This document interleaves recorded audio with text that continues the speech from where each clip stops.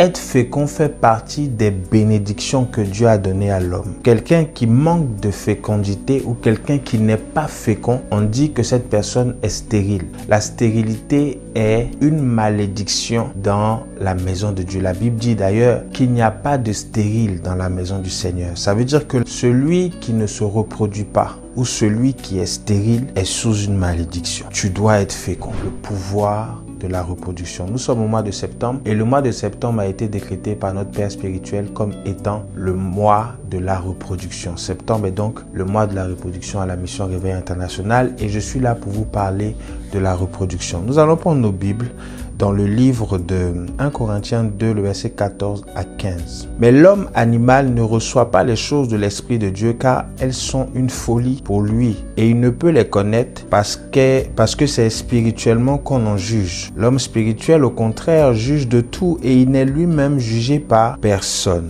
Alléluia. L'être humain a la capacité de se reproduire. Les animaux ont la capacité de se reproduire. Toute espèce vivante ont la capacité de se reproduire. Par contre, l'être humain est le seul être humain qui est tripartite, donc il y a un corps, une âme et un esprit. Et l'être humain est le seul qui est capable de se reproduire à ces trois niveaux. Je dis qu'un être humain est capable de se reproduire au niveau de son corps parce qu'il va avec son épouse et ils vont donner un enfant et l'enfant va lui ressembler. Une reproduction au niveau du corps. Nous disons que l'être humain est capable de se reproduire au niveau de l'âme parce qu'en se reproduisant au niveau de son corps, il transmet l'hérédité. Or, nous savons que l'hérédité fait partie est dans le sang. L'hérédité est transmise de génération en génération dans le sang. Si vous voulez arrêter la transmission d'une hérédité, il faut décimer une race. Si vous voulez arrêter la reproduction du corps d'un être humain, enlevez-lui la nourriture et l'eau. Empêchez l'être humain de manger et de boire. Vous verrez qu'il n'arrivera plus à reproduire le même corps. Une race qui est décimée ne peut pas reproduire au niveau de l'âme. Maintenant, parlons au niveau de l'esprit, puisque c'est pour ça que nous sommes là. La reproduction au niveau de l'état spirituel. Donc, je vous ai dit que la reproduction au niveau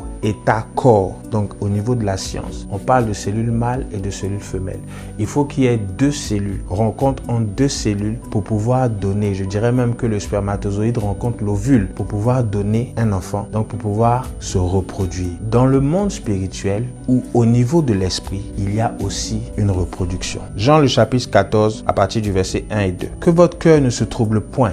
Croyez en Dieu et croyez en moi. Il y a plusieurs demeures dans la maison de mon Père. S'il n'était pas, je vous l'aurais dit. Je vais vous préparer une place. Dans ce passage, Jésus parle à ses disciples. Et Jésus dit à ses disciples, il y a plusieurs demeures dans la maison de mon Père. Je vais vous préparer une place. Jésus était en train de dire, vous êtes de ma race, vous êtes mes disciples et je vais dans la maison de mon Père, il y a plusieurs demeures. Ça veut dire que ma demeure sera la vôtre parce que je vais vous préparer une place pour que là où je suis, vous y soyez aussi. Ça veut dire que Jésus était en train de dire qu'on est beaucoup, il y a beaucoup de maisons dans la maison de mon Père. Vous êtes mes disciples, donc vous êtes de ma maison. Les autres demeures seront les disciples d'une autre personne. Mais tout ça, c'est dans la cité de mon Père. La reproduction au niveau de l'esprit est quelque chose que Jésus a laissé à ses disciples. Il dit, allez, faites de toutes les nations des disciples. Le mot d'ordre était, allez, multipliez-vous. Allez, multipliez la bonne nouvelle. Certes, vous allez parler de moi, mais un disciple, le disciple de Paul sera le disciple de Paul. Paul étant disciple de Jésus, le disciple de Paul sera à la fois disciple de Paul, mais aussi disciple de Jésus. Ça veut dire que si je suis disciple de quelqu'un, je suis en même temps disciple de Jésus. Si cette personne-là est le disciple de Jésus, où est-ce que je veux en venir? La reproduction au niveau de l'esprit se fait lorsque nous recevons ce qu'on appelle la semence. La semence qui est la parole. Lorsque je reçois une parole d'un homme de Dieu, lorsque je reçois une parole d'un père spirituel, mon rôle à moi, c'est de pouvoir transmettre cette parole de génération en génération. Et se reproduire, pourquoi? Parce que nous devons transmettre, laisser un héritage. L'objectif de la reproduction, c'est de laisser un héritage à une génération. De laisser un héritage à une génération. La doctrine dans laquelle nous sommes, la doctrine dans laquelle tu es, ton rôle, c'est de pouvoir perpétuer cette doctrine-là à telle enseigne que lorsque le leader ou le dévancier de cette doctrine-là n'est plus, la doctrine continue à aller parce que le dévancier s'est reproduit. C'était ça l'objectif de Jésus. Lorsqu'il est venu sur la terre, la Bible dit qu'il a choisi ses disciples après avoir prié toute la nuit. Il choisit des disciples dans le but de se multiplier. Parce que plus il se multipliait, plus il arrivait à gagner du terrain, la reproduction. Vous ne pouvez pas vous reproduire si vous êtes dans un mauvais environnement. Tu ne peux pas te reproduire si là où tu es dans un environnement qui n'est pas le sien. Quelqu'un, par exemple, qui est appelé au ministère prophétique ne peut pas se reproduire alors qu'il est dans une maison ou dans une demeure où on ne parle pas du prophétique, où on combat le prophétique, où il n'y a que des pasteurs. Tu ne peux pas être prophète si tu vis dans une église où on combat le prophétique. Je veux dire à quelqu'un que l'objectif de Jésus était la reproduction. L'objectif de tout bon chrétien est de pouvoir reproduire l'enseignement qu'il reçoit et permettre à d'autres de bénéficier de cet enseignement qu'il a reçu. Vous voyez, la façon dont Paul a reçu l'évangile n'est pas la même que Pierre. La façon dont Pierre a reçu l'évangile n'est pas la même que Jean. Vous allez voir que les disciples de Jean, par exemple de Jean-Baptiste, ne connaissaient même pas la personne du Saint-Esprit, alors que les disciples de Paul connaissaient la personne du Saint-Esprit parce que Paul les enseignait. Par contre, les disciples de Jean-Baptiste ne connaissaient pas le Saint-Esprit. Ils n'ont même pas entendu dire qu'il y avait un Saint-Esprit qui existait. Ça veut dire que nous pouvons être dans une doctrine et ne pas avoir un message complet.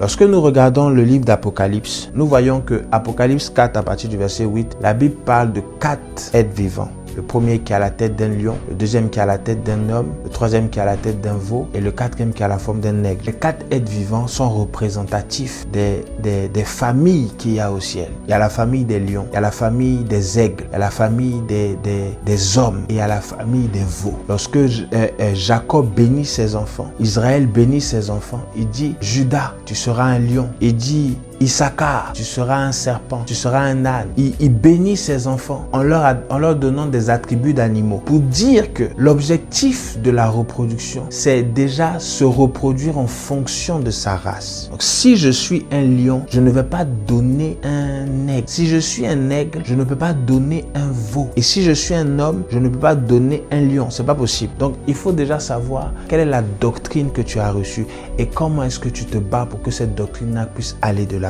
Lorsque Jésus aborde une personne, son objectif c'est de pouvoir le sortir de la misère. La Bible dit « L'Esprit du Seigneur est sur moi parce qu'il m'a oint pour annoncer une bonne nouvelle aux pauvres. » La bonne nouvelle que je vais annoncer à un pauvre, c'est de lui dire que Jésus rend riche. Ou sinon, c'est de lui dire que tu es capable de devenir riche. C'est la bonne nouvelle que tu peux annoncer aux pauvres. Ici, le centenier avait un souci. Le centenier avait un serviteur. Mais moi, ce qui me dérange, c'est non seulement un centenier qui fait du bien à l'église, qui fait du bien à la nation et qui a un bon témoignage par rapport à ce qu'il fait, refuse que Jésus pénètre chez lui. On a l'habitude d'entendre ce passage, on a l'habitude de l'entendre par nos dévanciers comme étant comme Jésus qui refuse, le centenier qui refuse que Jésus vienne chez lui parce qu'il considère que Jésus est trop grand pour venir chez lui et que Jésus aurait dû plutôt parler de loin pour que le centenier pour que son serviteur soit guéri. On a l'habitude d'entendre que la foi de cet homme, et Jésus même le dit, cette foi est grande. Mais est-ce que cette foi a permis au centenier de suivre Jésus? Est-ce que cette foi a permis au centenier de multiplier, d'être la reproduction de Jésus, d'être un disciple de Jésus? Je ne crois pas. J'aimerais dire à une personne, lorsque Jésus vient chez toi par un quelconque moyen, par les réseaux sociaux, par une personne, par la bouche d'un homme de Dieu, peu importe la façon dont Jésus vient chez toi, accepte-le. Accepte-le. Ne refuse pas que Jésus entre chez toi. C'est un semblant d'humilité de dire, je n'ai point, ne viens pas chez moi est trop sale. Mais justement, c'est parce que chez toi est sale que je dois venir mettre de l'ordre. Et c'était pour ça que Jésus est venu voir ce centenier. Certes, c'était pour son serviteur parce que le serviteur était malade, mais c'était surtout pour dire au centenier, ta manière de marcher, il faut la changer. Ta façon de vivre, il faut la changer. Tu veux être ma reproduction, tu veux vivre, tu veux faire comme moi, tu veux faire comme mes disciples. Alors si tu veux me suivre, change ta manière de fonctionner, change ta manière de marcher, arrête le péché, arrête tout ce que tu fais qui n'est pas de Dieu. Parce que la reproduction de quelqu'un, si tu veux être la reproduction de quelqu'un, si tu veux être la reproduction de ton leader, tu dois déjà comprendre qu'il faut que tu marches comme lui. Si tu veux être la reproduction de Jésus-Christ, tu dois devoir comprendre que le chrétien, il y a des choses qu'il fait et il y a des choses chose qui ne fait pas. Si tu veux être la reproduction de Jésus-Christ, tu dois devoir comprendre que Jésus-Christ marchait d'une certaine façon. Il avait la tête haute. Jésus n'avait jamais la tête basse. Jésus n'était pas agacé par des problèmes. Jésus marchait. Et puis les choses se mettaient en face de lui. Jésus parlait et puis la chose était rétablie. J'aimerais dire à quelqu'un, arrête de t'apitoyer sur ton sort. Arrête de t'apitoyer et de te rendre triste. Arrête de pleurer parce que ça ne va pas. Je veux te dire, tant qu'il y a le souffle de vie, tant que tu as le souffle de vie, il y a de l'espoir. Ne perds pas espoir. Jésus a quelque chose à te donner. Aujourd'hui, nous sommes déçus par les églises. Aujourd'hui, nous sommes déçus par les pasteurs. On considère même que les pasteurs sont devenus des escrocs. Mais j'aimerais vous dire qu'il y a encore des bonnes personnes. Il y a encore des bons pasteurs. Il y a encore des bons prophètes et des vrais. Il faut simplement que vous allez à la bonne porte. Shalom chez vous.